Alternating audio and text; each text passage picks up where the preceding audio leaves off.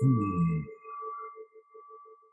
Well, good morning, good afternoon, good evening, whatever time it is, wherever you are tuning in. Thank you so much for joining me for this very brief introduction to this very new online meditation program that I'm going to be offering, entitled Self-Compassion, Forgiveness, and the Inner Critic, a 12-week immersive online meditation experience running July 2nd to September 17th, 2023.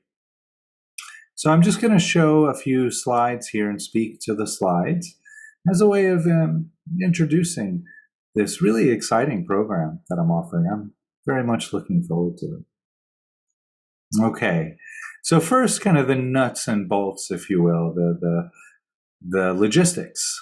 So I have two sections of this retreat running. Section 1 is quite early in the morning for East Coast, 7 a.m. to 9:30 a.m. East Coast time on Sunday mornings. That's really there to perhaps cater to people in Asia who like an evening session. That would be Sunday evenings for them. Or perhaps people in Europe who like an afternoon session. Or people in the States who want an early morning. And then I have section 2, 7 p.m. to 9:30 p.m. East Coast time on Sunday evenings. And again, the 12-hour spread there is designed to cater to people from different time zones. And although we are only required to meet once a week, or the frame of the course only meets once a week, I'm going to be encouraging participants to meet once a week outside of our sessions in study pods. So 3 or 4 member study groups. Will be encouraging people to meet in that fashion outside of the frame of the course as a way of deepening, as a way of encouraging each other on the path and inspiring each other, perhaps. And so the live sessions meet once a week for 12 weeks, and hopefully if you engage in the study group, that is an invitation only, but if you do engage in that, you'll be meeting there once a week as well. So a little bit about the material here. Now, I'm not here offering a teaching necessarily, but I do want to kind of give a little taster of some of the practices that we will be exploring over this 12-week course. So the first one I want to speak to here is self-compassion. And one of the practices that I will be offering in the course is known as the 3 pillars of self-compassion.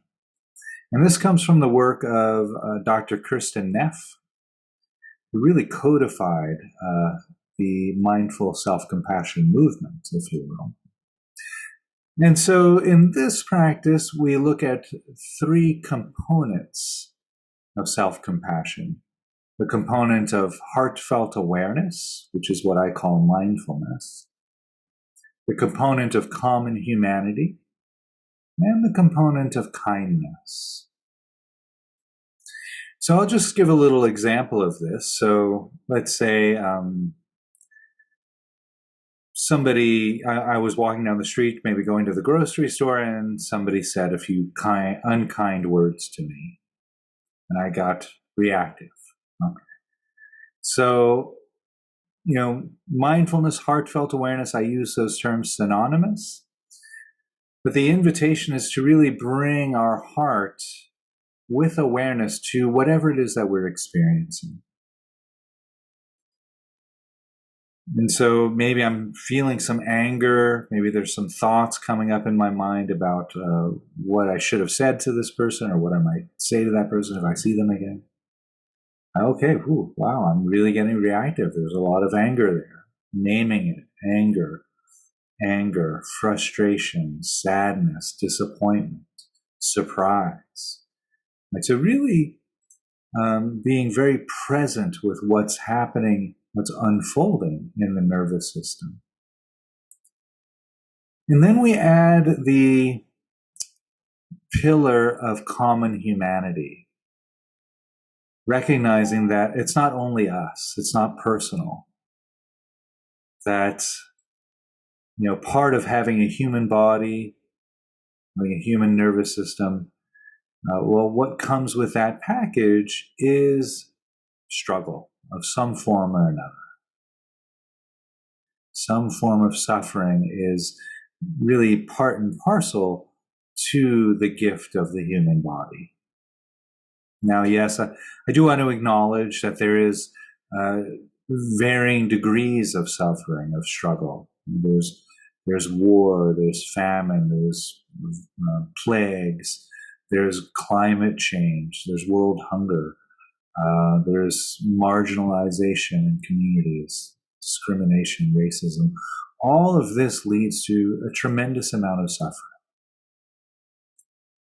And so, and there are other places in the world that have relatively less suffering. But all of that being said, we will all experience the pains of birth, whether it's our own birth or a mother giving birth to a child. We all experience the pains of birth, of sickness, of aging, of death, of not getting what we want, of getting what we don't want, of being separated from those who are dear, and being forced to be near those who aren't dear. This is the part of the human experience. And so, the other day I was doing some work outside, and I was hammering a board, and I smashed my finger with the hammer. And it was just like this cocoon of struggle just enveloped me. It's like, down. And my whole body literally went like that as I was clutching my finger. And so this is what we do very often when we are struggling or suffering or in pain, right? We tend to move forward as a protective measure. We shrink, we clench up. And the blinders come on. If you're a Star Wars fan, what I always think of is when Luke Skywalker put the helmet on with the blinders down where he couldn't see anything. And he was training to be a Jedi. It's the same similar thing where when we're in pain, I smash my finger, blinders come on. I can no longer see or experience anything else. It's just that struggle, just that suffering. So reminding ourselves that, 8 billion other people are also feeling this, either now or in the past or in the future. This is happening for everyone.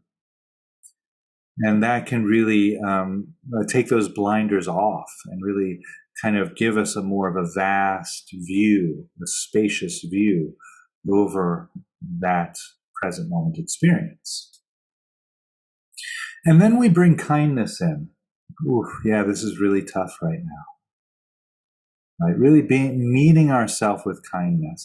That's my go-to. I always put my hand on my heart and say, this is challenging.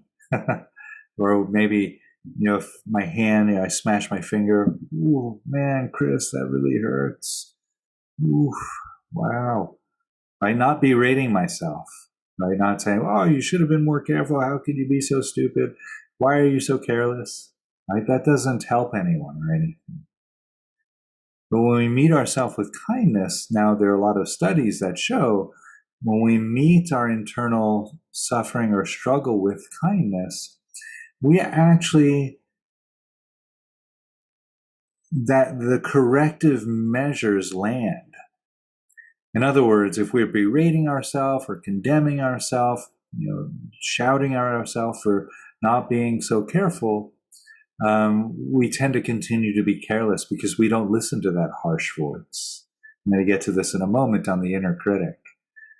But if we meet that experience with kindness, we're much more likely to hear the wisdom of that kind inner friend.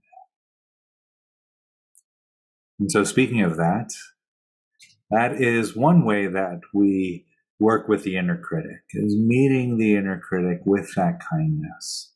So here we can see how these topics start to come together, right? So we'll spend 4 weeks on self-compassion, 4 weeks on the inner critic. looking at it, analyzing it, studying it. Where did this inner critic harsh voice come from? How did it evolve? And then, what can we do to work with it? How can we perhaps take the wisdom that the inner critic is offering and parse that apart from the harshness, right? Because sometimes the inner critic is actually saying something quite useful, right? I don't want to hit my hand with a hammer again. I don't want to be so careless. That's true. But I also am more likely to hear it from a voice that's like, oh, hey, Chris, wow, that's really painful. Maybe we could, try to be a little more careful in the future. Now, I'm much more likely to hear that, and that will likely land in my nervous system in a much more meaningful way than, Chris, why are you so stupid? Why are you so careless? And so forth. So we're not trying to get rid of the inner critic necessarily, although there are techniques that go through that method, and we may look at some of those as well. But really, what I have found to be much more beneficial is befriending the inner critic, really integrating the voice of the inner critic into our own heart of compassion and kindness. And then forgiveness. So we'll spend 4 weeks on forgiveness then. And I've outlined here on the slide just a very brief meditation practice, which we will be doing together, not today, but in the course. And so the meditation unfolds in 3 segments, if you will, where we offer forgiveness to those who we feel hurt us or harmed us in some way. We'll spend some time sitting with that and really marinating in that. We then turn and ask forgiveness from people who we feel have transgressed against us somehow. We ask forgiveness from those whom we feel we may have hurt or harmed, who we have transgressed against in that way. And also then we marinate in that for a little while, and then we practice offering forgiveness to ourselves for the things that we may have done to ourselves, the ways we may have hurt and harmed ourselves. We offer forgiveness to ourselves. Really beautiful practice. We'll also be looking at other practices as well. We'll be exploring Desmond Tutu's book, The Book of Forgiving, and a couple of other different meditation practices in which we can really take a deep dive into this topic of forgiveness. Okay, so more logistics here, and then we'll close up. So again, the title of the course, Self-Compassion, Forgiveness, and the Inner Critic, although we're not going in that order in the program, you may have noticed. It just rolls off the tongue better that way. So this is a 12-week immersive online meditation experience. There's 2 sections. Section 1, 7 a.m. to 9:30 a.m. East Coast Standard Time, Sunday mornings. Section 2, 7 p.m. to 9:30 p.m. East Coast Standard Time on Sunday evenings.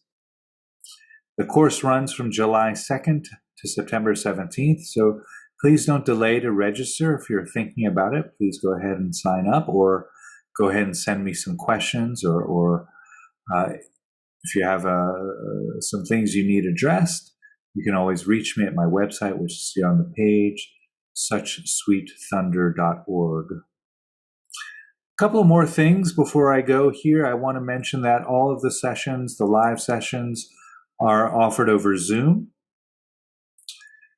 And so they are recorded. If you have to miss a session or a few sessions or several sessions, that's fine, no problem there. The recordings are made available only to the retreat participants. And this is so because I really hold in the highest regard confidentiality, particularly in a course like this, where it's the potential for some very meaningful emotional experiences to transpire is there. And so it's very, very helpful if we can collectively create a safe container for each other to hold that. So again, the sessions are recorded, but only for the retreat participants, And you have a lifetime access to the recordings as well. So if you register for the course and you decide that you can't make the live sessions, that's fine. You can do the whole course by video if you wish, and then still reaching out to me for support during the course. That's totally fine. I'm totally available for that. So that's an option. So you can do all of the courses, all of the live sessions, all 12 weeks. That's great. And in that way, you get some benefit from the community in that way. You can do some of the course live and the others on video. That's also fine. You're welcome to do that. You're getting some of the benefit of the community, but also the benefit of doing some of the material in your own pace. Or you could do the whole thing at your own pace, and that's fine. The only drawback there is you don't really get the interaction with the community. But you do get the room in your schedule, the spaciousness in your schedule in that way. So it's really up to you. Everything that I teach, everything that I offer, I try very, very deeply to offer within a non-sectarian, secular voice. My training is in the Buddhist traditions, but when I teach, I'm very passionate about bringing these teachings to people from all belief systems, all walks of life, any background. Everyone's welcome. In that same vein, I suppose, I want to mention here that everything that I offer is offered within a very compassionate, trauma-informed environment. I spent quite a number of years now studying trauma-informed techniques, both in regards to mindfulness and in regards to regulating the nervous system. So I really take great care in cultivating a safe space that can hold the energy of trauma without it becoming invasive or overwhelming.